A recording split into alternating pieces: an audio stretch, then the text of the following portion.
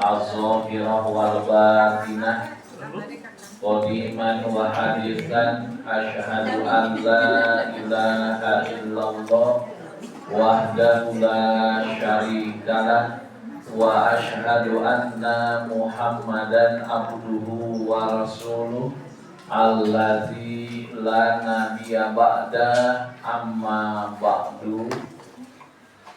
Ibu, bapak rahimakumullah, pada kesempatan kali ini kita coba melanjutkan kajian usul fikih dan kita masuk kepada bahasan al-amru yang artinya perintah. Di bahasan yang telah lalu kita sudah membahas bahwasanya dalam Quran itu akan ada tuntutan. Dan tuntutan itu ada dua macam. Pertama, ada tuntutan untuk mengerjakan, dan yang kedua ada tuntutan untuk meninggalkan. Tuntutan untuk mengerjakan disebutnya al-amru atau perintah, dan tuntutan untuk meninggalkan disebutnya an-nahyu atau larangan. Makanya di definisi al-amru, di mana al-amru itu tiada lain adalah tolabul fi'li minal a'la ilal adna. Jadi al-amru itu adalah tuntutan untuk mengerjakan dari yang atas kepada yang bawah. Itu yang disebut dengan al-amru. Karena ini adalah tuntutan mengerjakan, maka ciri al-amru itu adanya kata perintah. Jadi kita akan tahu dalam Quran maupun al-hadis ini adanya al-amru, maka yang menjadi kata kunci adalah adanya kata perintah. Yang mana nanti di dalam tasrif ada yang disebut fi'il amr. Seperti misalkan kata dalam Quran isbir.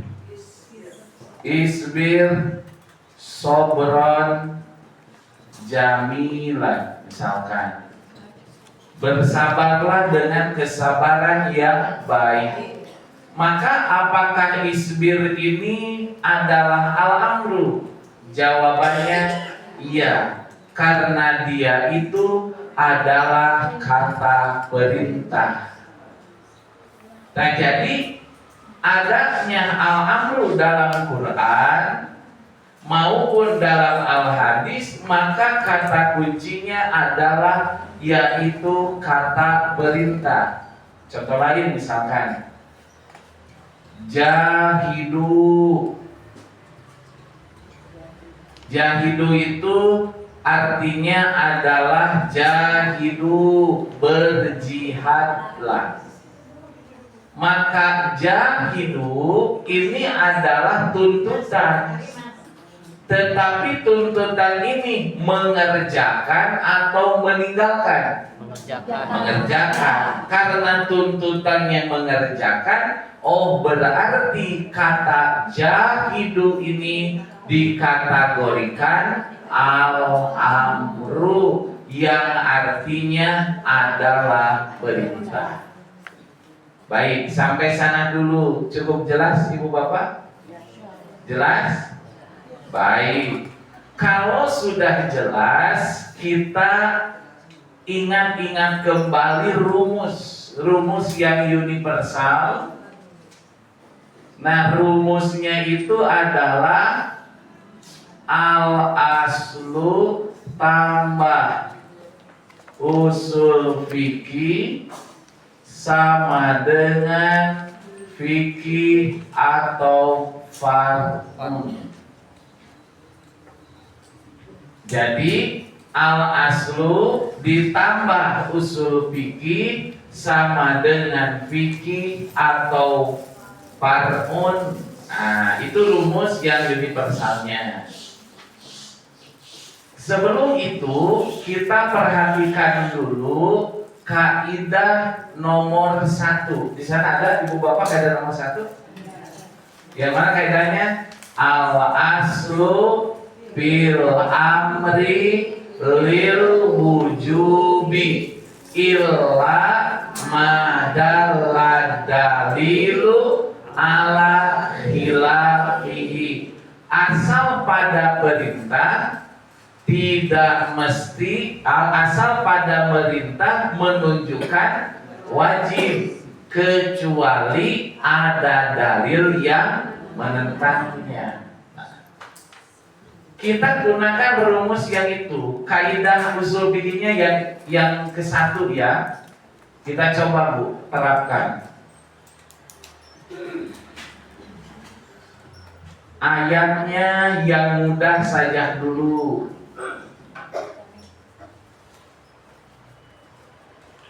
Kita kasih terjemah, aqimus sholah artinya adalah dirikanlah sholat. Baik. Kalau wa'atuz zakata artinya apa? Tunaikanlah zakat.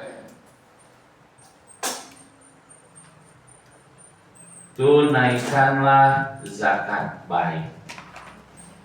Nah, aqimus sholata wa atuz zakata.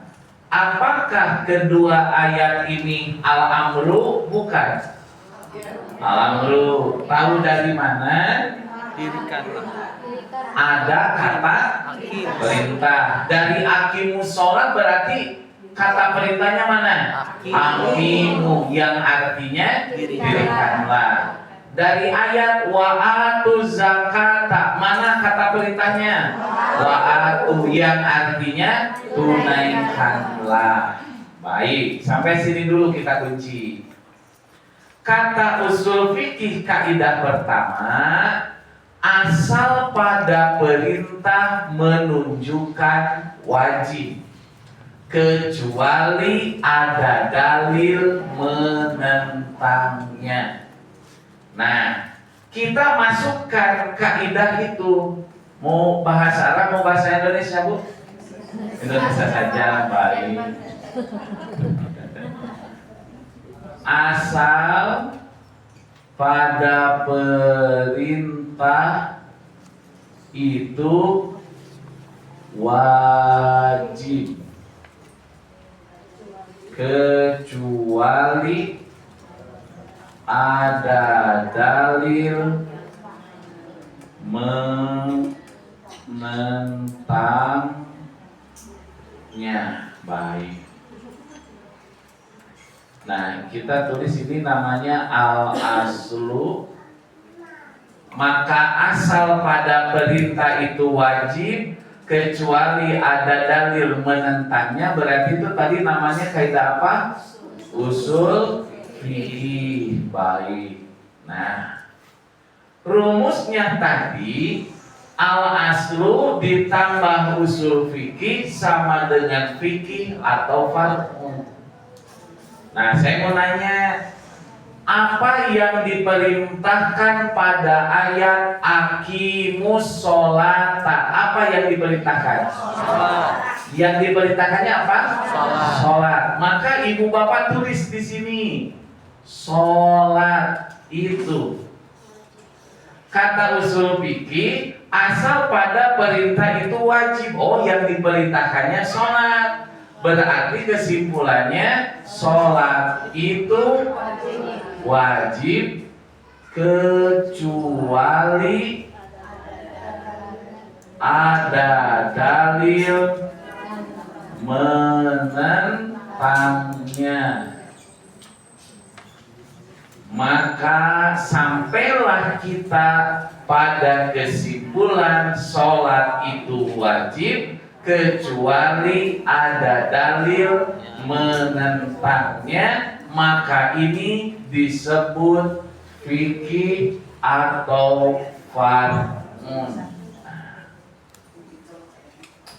Sederhananya, ketika ayat aqimus sholat diproses kaidah usul fikih asal pada perintah itu wajib kecuali ada dalil menentangnya, maka ketika ayat ini ditambah dengan kaidah ini, maka kesimpulannya adalah sholat itu wajib kecuali ada dalil menentangnya.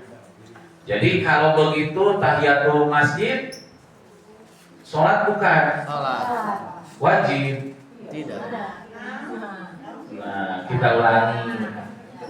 Aqimus sholata, dirikanlah sholat. Kata usul fikih, kalau ayat ini diproses usul fikih, kesimpulannya sholat itu wajib kecuali ada dalil yang menentangnya. Kalau sholat duha, sholat bukan? Berarti berdasarkan kaidah ini sholat duha itu wajib kecuali ada dalil yang menentangnya. Ada tidak dalil yang menentangnya? Apa? Dalilnya itu hadis riwayat Bukhari dan Muslim. Ja'a a'rabiyun ila Nabi sallallahu alaihi wasallam faqala ma faradallahu alayya minas sholat. Orang Arab gunung datang pada Nabi, lantas ia bertanya, ma faradallahu alayya minas sholat, apa yang telah Allah wajibkan kepadaku dari sholat? Maka Nabi menjawab, as-sholawatul khamsu, yaitu sholat yang 5 waktu. Jadi kalau dalil perintah sholat dimenggunakan usul fikih ini, maka fikihnya adalah semua sholat itu wajib kecuali ada dalil yang menentangnya. Maka saya tadi nanya, kalau sholat duha, sholat bukan? Kalau tahiyatul masjid, sholat bukan? Kalau sholat jenazah, sholat bukan? Sholat. Berarti itu semua wajib? Iya. Tapi pertanyaannya, ada dalil nggak yang nentang? Ada. Oh, yang wajib itu cuma 5, sisanya sunnah. Kalau sholat jenazah hukumnya apa?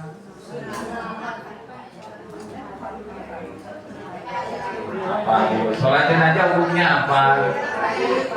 Wajib. Berarti wajib ayat 6. Yang wajib teh sholat jenazahnya atau ngurus jenazah yang di sana ada sholat. Nah, jadi yang wajib mah bukan sholatnya, yang wajib mah ngurus jenazahnya. Di antara ngurus teh ada sholat. Kumaha lamun diurus dari sholatan kayak itu.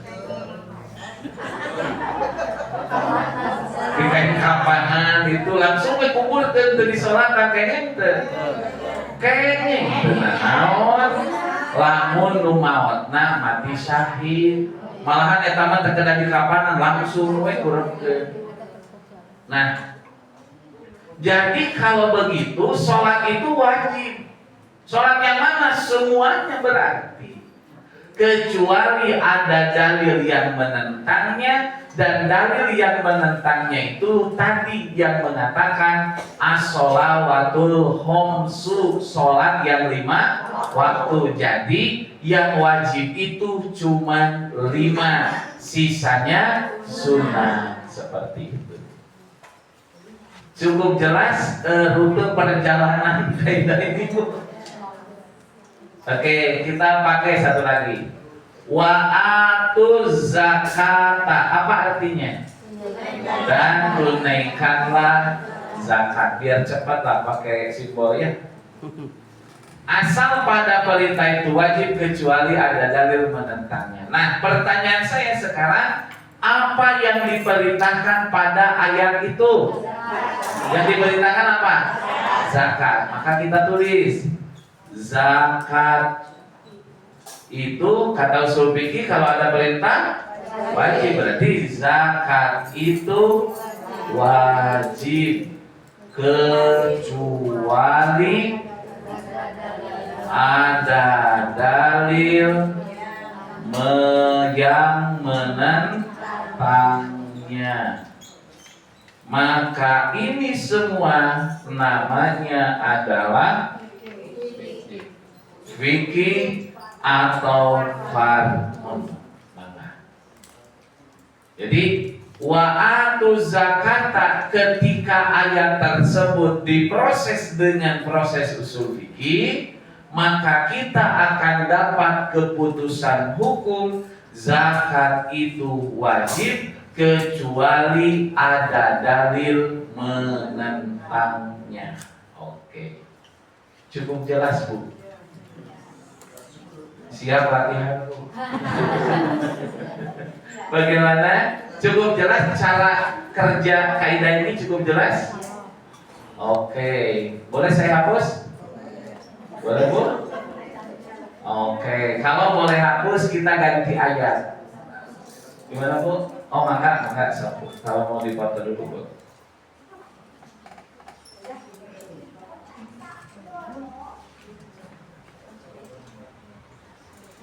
Sudah Bu? Oke, kita ganti ayat. Ada ibu-ibu atau bapak-bapak yang mau mengerjakan?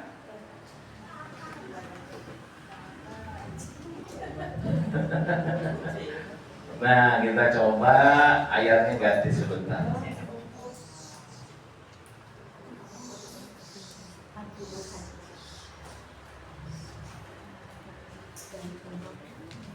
Misalkan yang gampang, ubudullaha. Ubudullaha.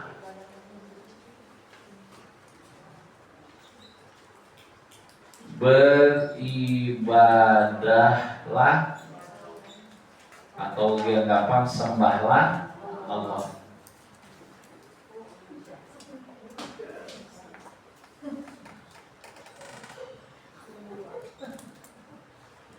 Sembahlah Allah, washkurullaha.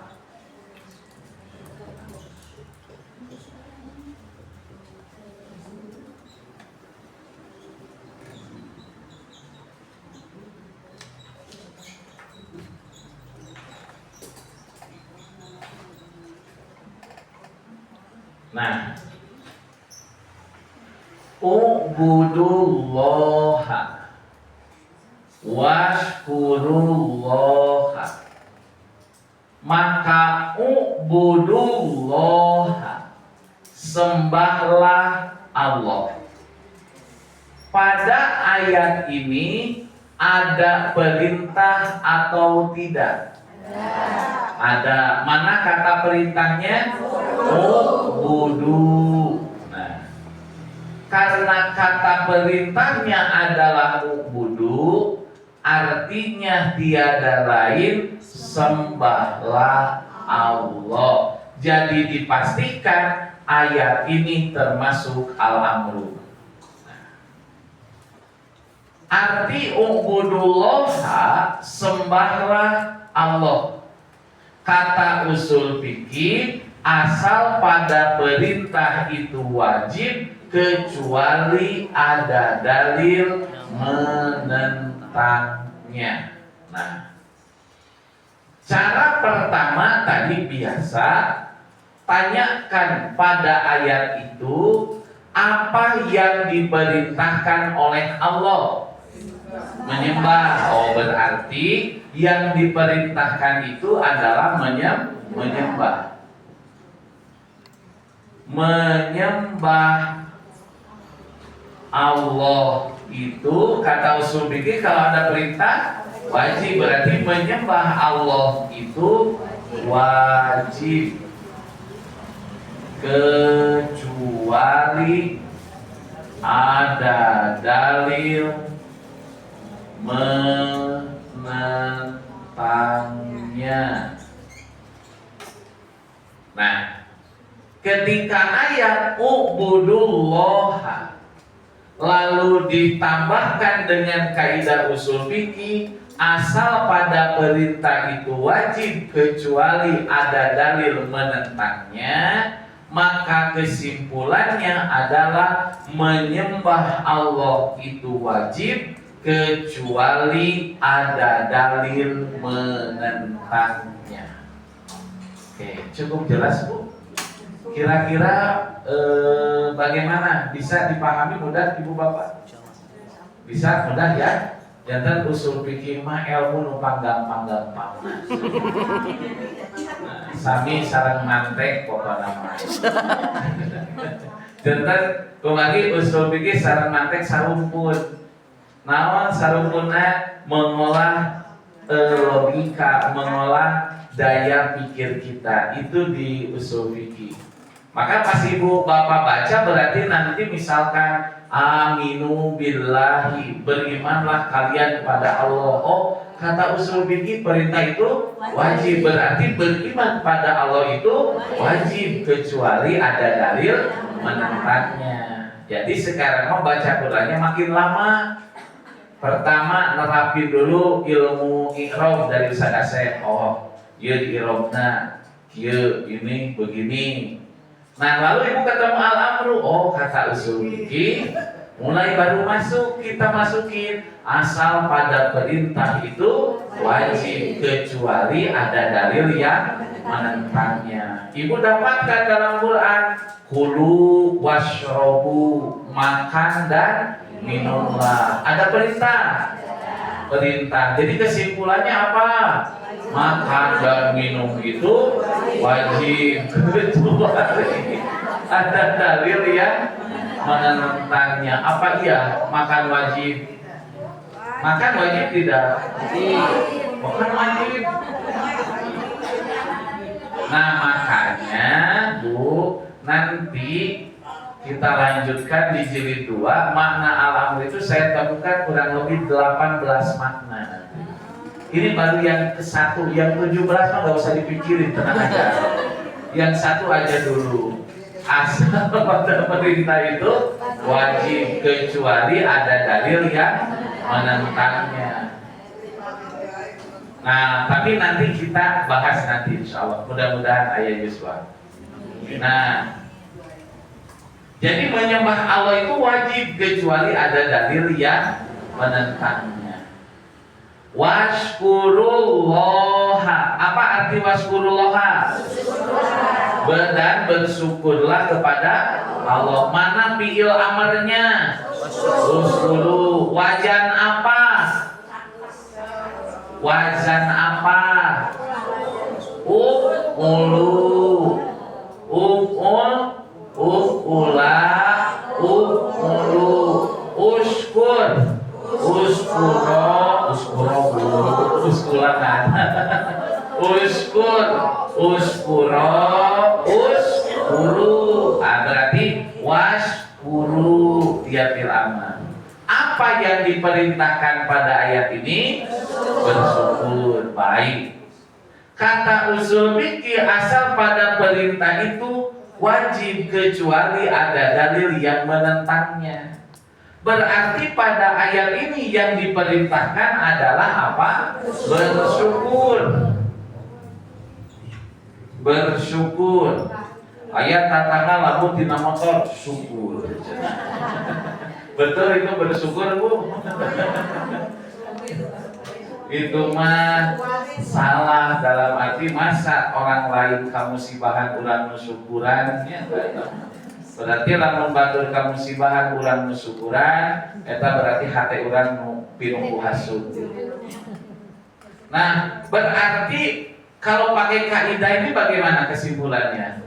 Bersyukur itu wajib. Terus kecuali ada dalil yang menentangnya. Baik.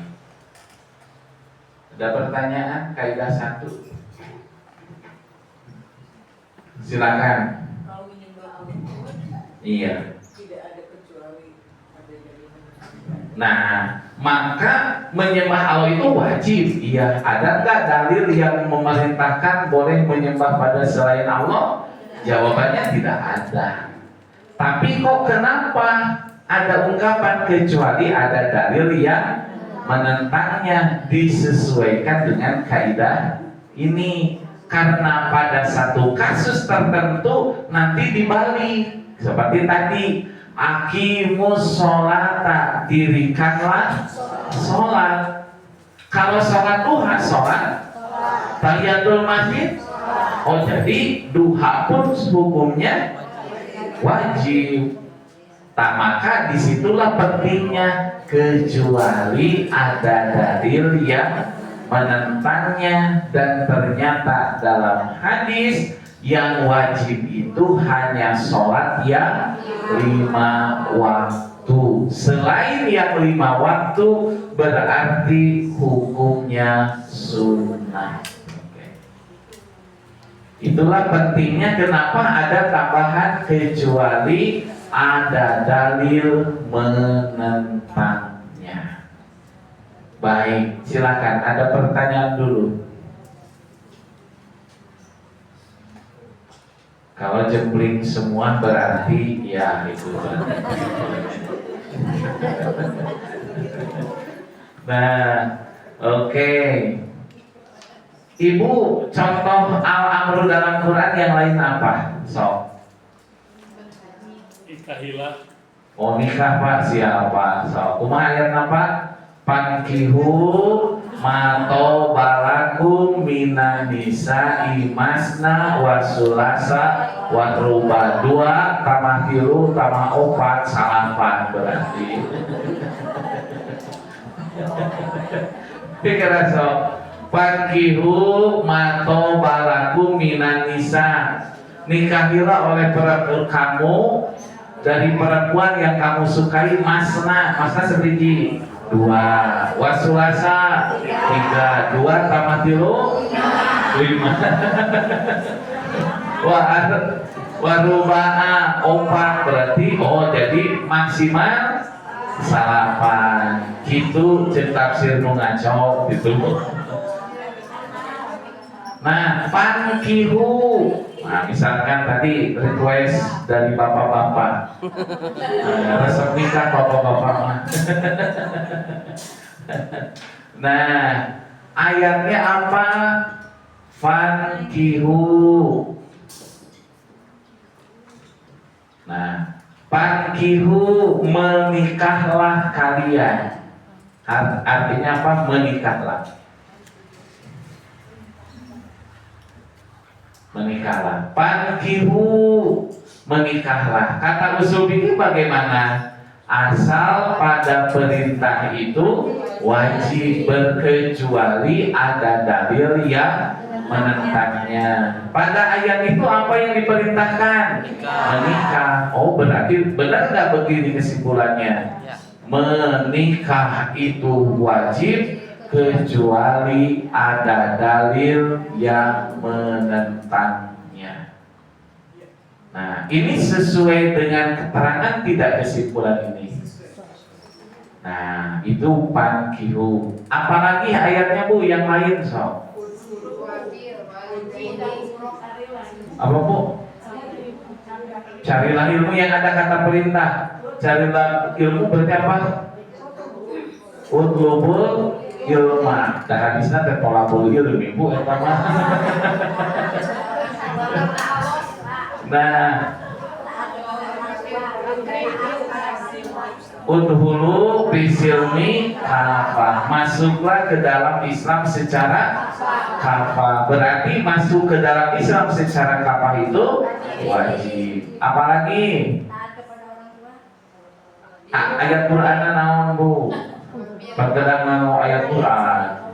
Wabil walidaini ihsanan, dan hendaklah kalian berbuat baik kepada kedua orang tuamu. Oh, berarti kesimpulannya apa? Berbuat baik pada orang tua itu wajib, kecuali ada dalil yang menentangnya.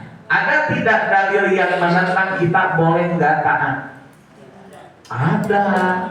Kalau orang tua nyuruh maksiat, tidak ada ketaatan. Bisa aja pengeserkeun eta heula, sebenarnya bapak rek mabok. Nah, maka ikuti jangan. Jangan, dan itu mah maksiat kepada Allah, jangan diikuti kalau itu maksiat. Jadi ada nggak dalil yang menentangnya? Ada, kecuali dalam kemaksiatan. Nah, itu mah tidak usah taat.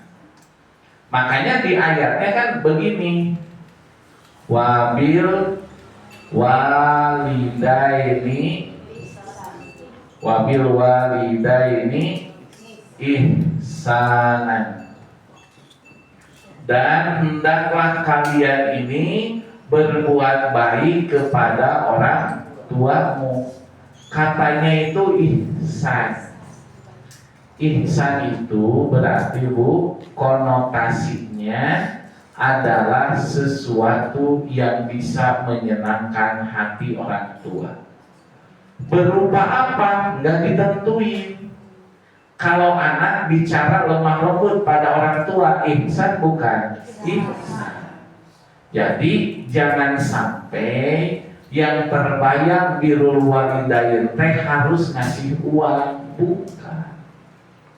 Itu mah salah satu di antara wujud wabil walidaini ihsanan. Jadi ihsanan di sini adalah kita berbuat baik pada orang tua dengan apa yang mereka bisa senang, karena konotasi hasan kepada sesuatu yang menyenangkan, khairun konotasinya pada sesuatu yang bermanfaat.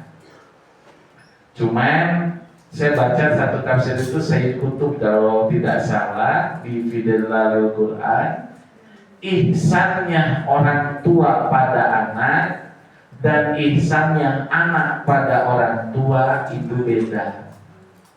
Kalau ihsannya orang tua pada anak gak diminta pun diberi.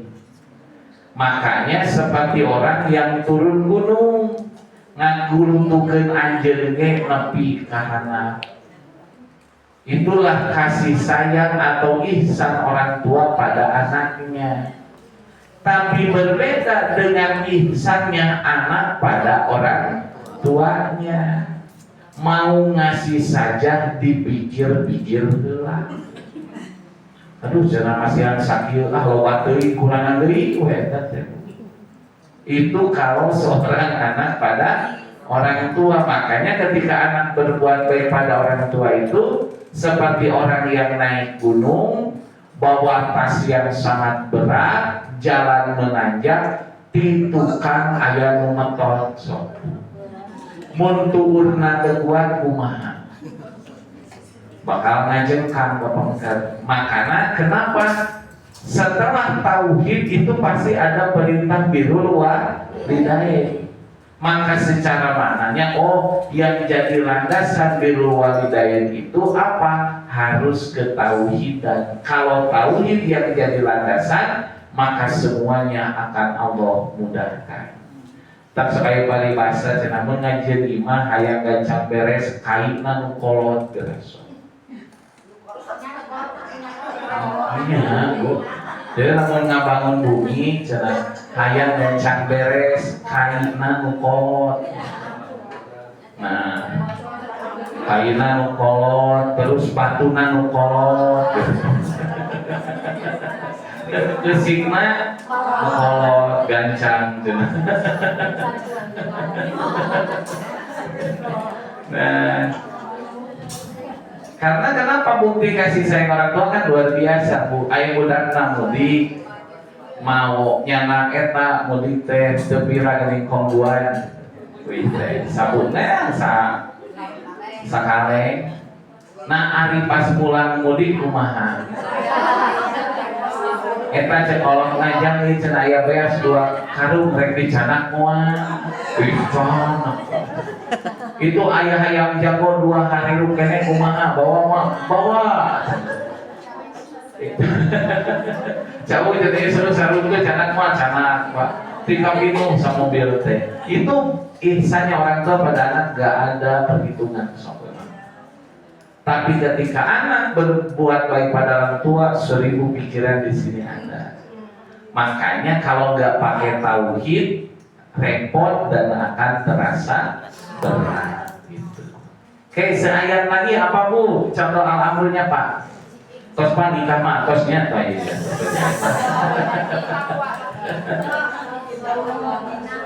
Apa? Jauhilah zina itu mah larangan bu haji. Ini yang perintah. Haji atimul hajja wal umrata lillah. Kita coba ayatnya.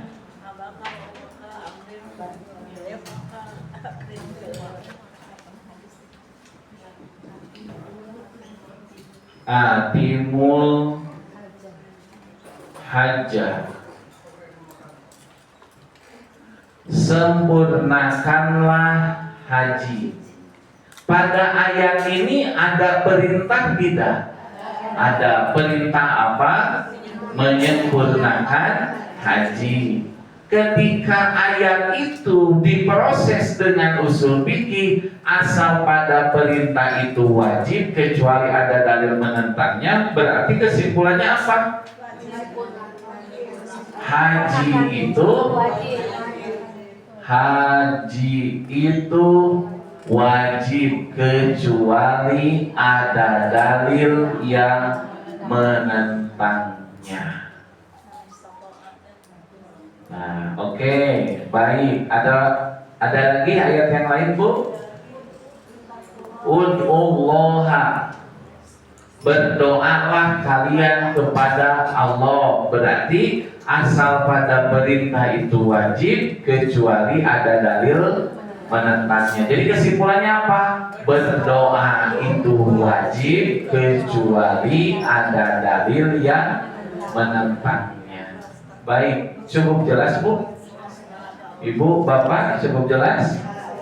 Jadi al-aslu bil amri lil wujubi illa madalat dalilu ala khilafihi. Asal pada perintah itu menunjukkan wajib kecuali ada dalil menentangnya. Oke, cukup jelas?